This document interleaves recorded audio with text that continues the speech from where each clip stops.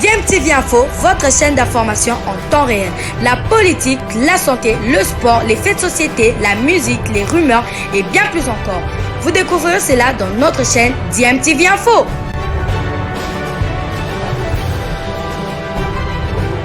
Déjà, la prononciation de votre nom, moi je suis journaliste radio, on dit Bakambu ou Bakambut? Bakambu, Cédric Bakambu. Et Bakambut, ça vous plairait dans les semaines, les mois à venir? Ça voudrait dire justement que vous performez, voilà. C'est important pour vous de marquer les esprits d'entrée? Vous savez comment on m'appelle à Kinshasa? On m'appelle Bakagol. C'est le surnom qui m'a suivi tout au long de ma carrière.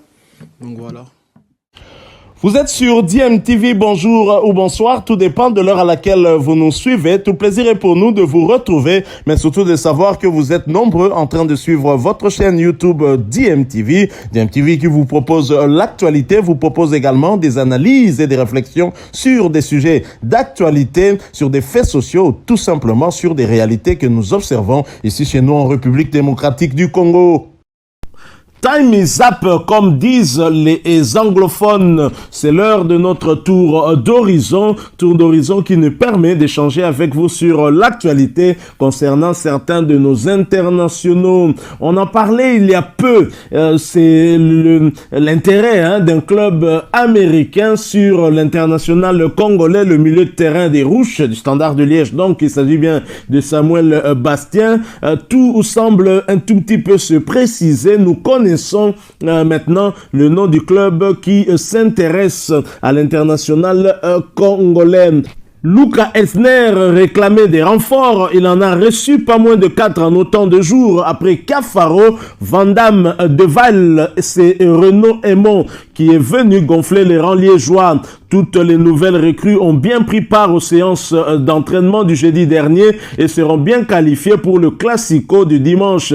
Si le Standard cherche encore à renforcer son flanc gauche, aussi bien défensivement qu'offensivement, il va aussi devoir dégraisser son noyau pour économiser des salaires inutiles, comme celui d'un Alexandar Boljevic que tout le monde a oublié, mais qui figure toujours dans la masse salariale du club.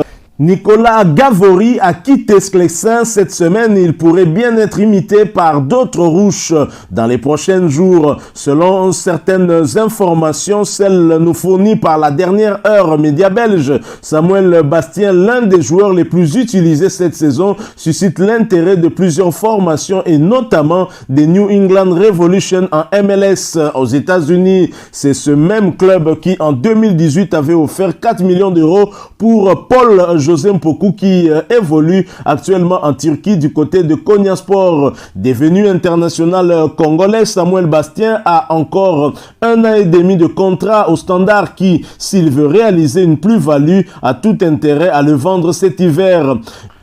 Le retour d'Aymon redistribue les cartes. Sur le front de l'attaque, Elsner dispose désormais de 5 attaquants. Il y a Tapsoba, Dragus, Klaus, Mouleka et Aymon. Le retour de ce dernier redistribue clairement les cartes et la hiérarchie des attaquants a changé. Une hiérarchie au sein de laquelle Jackson Mouleka pourrait reculer compte tenu de son temps de jeu sous la direction du franco-slovène. De quoi provoquer sans doute un départ. Et Jackson Mouleka qui était annoncé sur le départ, des rumeurs parfois, mais qui n'ont jamais été confirmées. Est-ce que cette fois, il pourra partir compte tenu de cette concurrence qui arrive et cet entraîneur aussi, le franco-slovène, qui ne lui fait pas trop confiance, il n'a pas trop de temps de jeu avec lui. Réponse, dans les jours qui arrivent, le mercato, je le rappelle, ça court jusqu'au 31 janvier prochain. Voilà donc cette actualité que nous avons voulu partager avec vous. Samuel Bastien, est-ce qu'il va décider de s'en aller du côté des États-Unis? Rien n'est sûr, nous attendrons, comme disent les Britanniques, wait and see. Alors nous allons quitter la Belgique, nous n'allons pas très loin, nous allons juste à côté, c'est dans l'Hexagone, en France, pour parler de plusieurs internationaux congolais qui évoluent de ce côté-là. Nous en parlons après cette courte pause.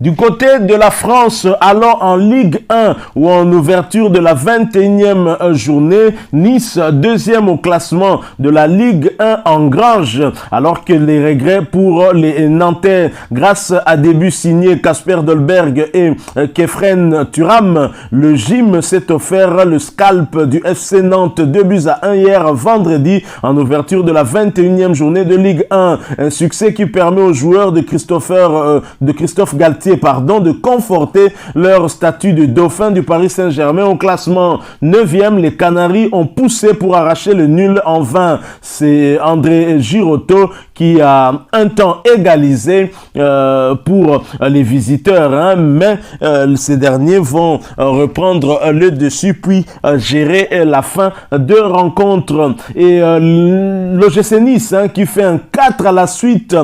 L'OGC Nice se met en tout cas dans une posture de candidat sérieux pour le titre, pour titiller du moins Paris Saint-Germain. En maîtrisant Nantes 2-1 hier vendredi, l'OGC Nice a signé un 4e succès consécutif en Ligue 1, confirmant sa 2e place au classement. Il y a un peu plus d'un mois, dans son stade déjà, Nice sombrait face à Strasbourg 0-3 et voyait une petite crise couvée. Christophe Galtier évoquant même la nécessité d'une remise en question profonde. Quelques semaines plus tard à peine, le paysage est rapidement différent et l'atmosphère bien plus légère autour du gym. Cela a été compliqué que prévu face à un FC Nantes de l'international congolais Samuel Mutusami amoindri. Mais les Niçois ont réussi vendredi soir à enchaîner un 4e succès d'affilée en championnat, 5 en comptant la Coupe de France. Une première pour eux depuis l'automne 2018 en Ligue 1, de quoi asseoir leur statut de dauphin du Paris Saint-Germain et mettre la pression un peu plus à l'OM de Cédric Bakambu qui sera opposé au champion de France en titre demain dimanche. Alors si le but rapide de Kasper Dolberg sur penalty à la 20e minute a été effacé par l'égalisation d'André Girotto juste avant la mi-temps à la 45e minute d'un coup franc lointain et direct à ras de terre sur lesquels Walter Benitez a paru très juste. Les Aiglons ont rapidement repris l'avantage en seconde période grâce à Kefren Turam. Le jeune milieu a remonté tout le terrain et joué en 1-1-2 parfait avec Amine Gouiri avant de crucifier Alban Lafont à la 56e minute. Il a ensuite suffi de gérer pour verrouiller cette nouvelle victoire. Alors, les stats entre les deux clubs révèlent que l'OGC Nice a battu Nantes lors des 4 dernières confrontations entre les deux équipes. Sa meilleure série contre les Canaries depuis plus de 30 ans, 4 également entre août 87 et mai 89. Défaite donc pour l'international congolais Samuel Mutusami qui avait été titularisé pour l'occasion par son entraîneur Antoine Camboire et qui a joué l'intégralité de la rencontre. Après cette défaite, Nantes campe à la 9e place avec 29 points au classement de la Ligue 1. Alors nous allons poursuivre ce tour d'horizon en France et nous allons cette fois parler d'un autre club de Ligue 1 qui va jouer demain dimanche contre Lille pour le compte, pour clôturer justement cette 21e journée. Un club qui a eu à recruter l'international congolais Cédric Bakambu. Et la dernière fois que Cédric Bakambu a joué en Ligue 1, c'était un certain 17 mai 2014 devant un peu moins de 20 000 spectateurs au stade de Bonal. Cédric Bakambu disputait contre Evian Tonon Gaillard son dernier match de Ligue 1 avec Sochaux. Une défaite 3-0 pour les hommes d'Hervé Renard, synonyme de relégation en Ligue 2. 7 ans et demi après avoir quitté son club formateur, l'avant-centre congolais va retrouver les pelouses françaises.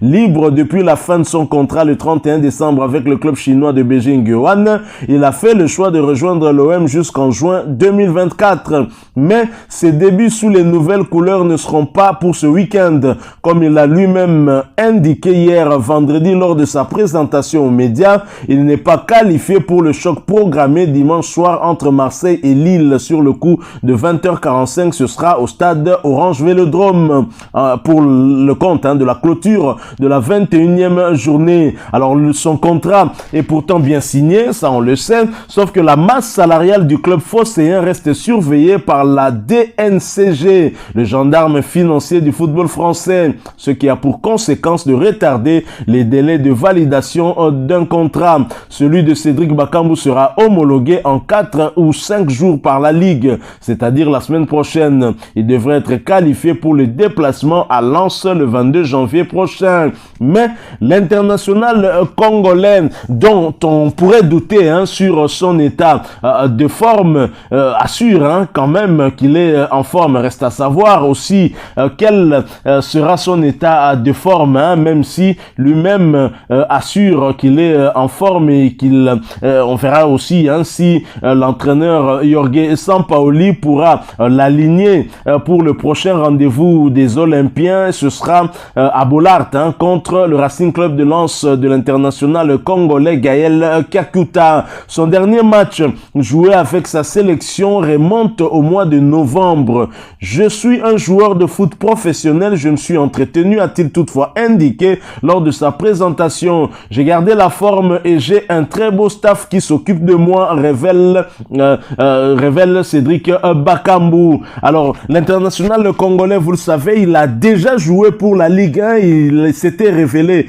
du côté de Sochaux, même si à la fin de son passage à Sochaux, le club est descendu en deuxième division, en Ligue 2 donc, mais par la suite, lui, il était justement passé du côté de la Turquie à Bursaspor avant d'aller du côté de l'Espagne en Liga à Villarreal et clôturer en Chine. Cédric Bakambu s'est dit motivé à l'idée d'aider l'OM à atteindre ses objectifs. Je sais ce que représente Marseille ici en France, mais aussi en Afrique, car je suis congolais. Le discours du président Pablo Longoria m'a plu. On se connaît depuis pas mal d'années, a-t-il confié. Sans lui, l'OM actuel 3e de la Ligue 1 avec un match en moins tentera ce week-end de distancer le 1 rival pour les places européennes. Alors Cédric Bakambu, que l'on surnomme Bakagol, et bien évidemment un journaliste français, lors justement de sa présentation aux médias, lui a posé la question si il ne porterait pas le nom de Bakabu, et c'est en ce moment-là que Cédric Bakambu lui a rappelé qu'à Kinshasa, on m'appelait déjà Bakagol. Donc Bakabu et Bakagol, en fait, c'est la même chose. Voilà donc qui met fin à ce petit tour d'horizon qui, nous l'espérons, vous aura plu. Si c'est le cas, laissez-nous un maximum de j'aime. Merci de partager avec nous aussi votre point de vue en nous le laissant à travers un commentaire. Abonnez-vous si vous êtes nouveau ou ancien que vous ne vous êtes pas encore abonné. N'hésitez pas d'activer la petite cloche de notification, très importante, cloche qui vous permettra de ne plus rien manquer des prochaines vidéos que nous allons vous proposer. Encore une fois, merci à vous. Nous espérons vous retrouver bientôt avec un autre sujet d'actualité. En attendant, portez-vous bien et DMTV vous dit au revoir.